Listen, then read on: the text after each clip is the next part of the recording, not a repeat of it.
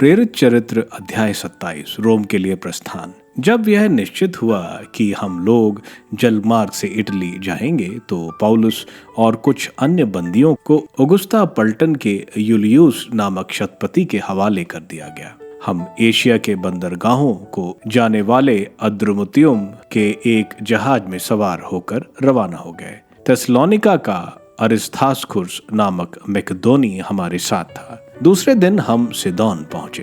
यूलियुस पौलुस के साथ अच्छा व्यवहार करता था, इसलिए उसने पौलुस को मित्रों से मिलने तथा उनका सेवा सत्कार ग्रहण करने की अनुमति दी। हम वहां से साइप्रस के किनारे किनारे होकर चले क्योंकि हवा प्रतिकूल थी। इसके बाद हम किलिकिया तथा पंफुलिया के तटवर्ती सागर से होकर लुकिया के मूरा नामक नगर पहुंचे। वहां शतपति को सिकंदरिया का एक जहाज मिला जो इटली जाने वाला था और उसने हमको उस पर चढ़ा दिया। हम कई दिनों तक धीरे धीरे आगे बढ़ते हुए कठिनाई से कनिदुस पहुंचे। हवा प्रतिकूल थी, इसलिए हम सलमेनो के सामने से गुजरकर क्रेत के दक्षिण में किनारे किनारे चलते हुए कठिनाई से लसैया नगर के निकट सुंदर बंदरगाह नामक जगह पहुंचे। पौलुस के परामर्श की उपेक्षा। बहुत समय निकल चुका था और समुद्री यात्रा अब खतरनाक हो गई थी। उपवास का दिन भी बीत चुका था, इसलिए पौलुस ने उन लोगों को यह कहते हुए सावधान किया, सज्जनों, मुझे लग रहा है कि यह यात्रा संकटमय होगी। हमें न केवल माल और जहाज की हानि उठानी पड़ेगी बल्कि अपने प्राणों की भी। किंतु शतपति को पौलुस की बातों की अपेक्षा कप्तान और जहाज के मालिक पर अधिक विश्वास था। वह बंदरगाह जाड़ा बिताने के लिए बहुत उपयुक्त भी नहीं था, इसलिए अधिकांश लोग वहां से चल देने के पक्ष में थे। उन्हें किसी न किसी तरह फेनिक्स तक पहुंचने और यहाँ जाड़ा बिताने की आशा थी। फेनिक्स क्रेत का बंदरगाह है जो दक्षिण पश्चिम और उत्तर पश्चिम की ओर खुला हुआ है। तूफान। जब एक मंद दक्षिणी हवा बहने लगी तो वे समझे कि हमारा काम बन गया है और लंगर उठाकर क्रेत के किनारे किनारे आगे बढ़े। परंतु शीघ्र ही स्थल की ओर से उत्तर पूर्वी नामक तूफानी हवा बहने लगी।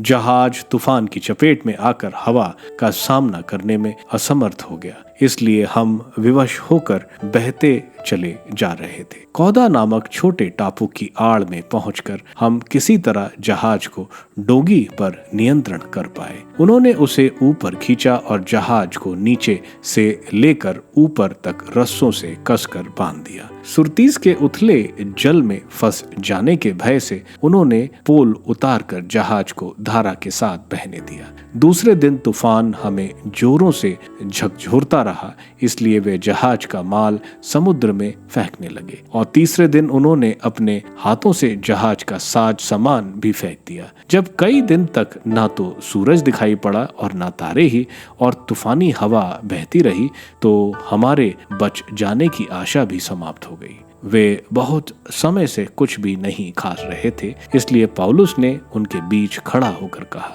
सज्जनों, आप लोगों को मेरी बात मानकर क्रेत से प्रस्थान नहीं करना चाहिए था। तब आपको यह संकट और यह हानि नहीं सहनी पड़ती। अब भी मैं आप लोगों से ढारस बनाए रखने का अनुरोध करता हूँ। आप में से किसी का जीवन नहीं बल्कि जहाज नष्ट होगा, क्योंकि मैं जिस ईश्वर का सेवक तथा उपासक हूँ उसका दूत आज रात मुझे दिखाई पड़ा और उसने मुझसे कहा, पौलुस, डरिए नहीं, आपको कैसर के सामने उपस्थित होना है। इसलिए ईश्वर ने आपको यह वरदान दिया है कि आपके साथ यात्रा करने वाले सब के सब बच जाएंगे।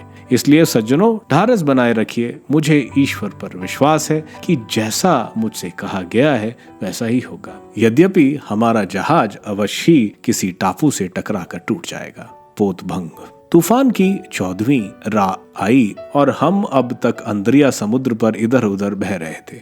लगभग आधी रात को मल्हों को अनुभव होने लगा कि हम स्थल के निकट पहुंच रहे हैं। उन्होंने था लेकर 20 पुरसा जल पाया और थोड़ा आगे बढ़ने पर फिर था लेकर 15 पुरसा पाया। उन्हें भय था कि कहीं हम चट्टानों से ना टकरा जाएं, इसलिए वे दुम्बाल से 4 लंगर लटकाकर उत्सुकता से भोर की प्रतीक्षा करने लगे।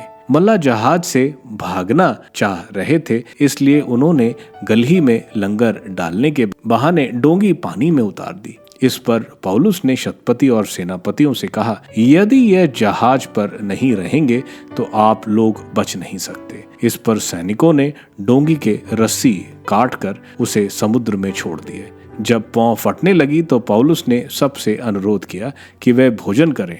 उसने कहा, आप लोगों को चिंता करते करते और निराहार रहते 14 दिन हो गए हैं। आप लोगों ने कुछ भी नहीं खाया, इसलिए मैं आप लोगों से भोजन करने का अनुरोध करता हूँ। इसी से आपका कल्याण है। आप लोगों में किसी का बाल भी बाका नहीं होगा। पौलुस ने यह कहकर रोटी ली, सबके सामने ईश्वर को धन्यवाद दिया और वह उसे तोड़कर खाने लगा। तब सबको जान में जान आई और उन्होंने भी खाना खाया।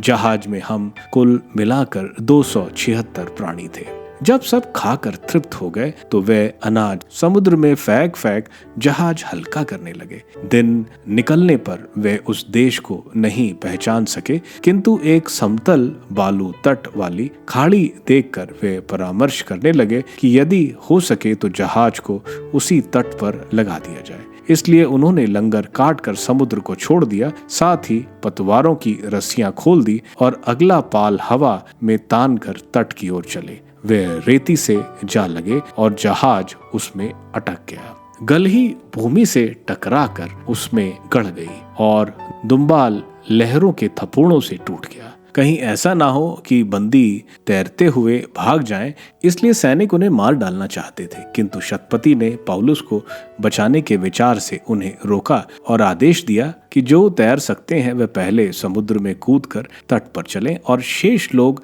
तख्तों या जहाजों की दूसरी चीजों के सहारे पीछे आ जाएं। इस प्रकार सब के सब सकुशल तट पर पहुंच गए।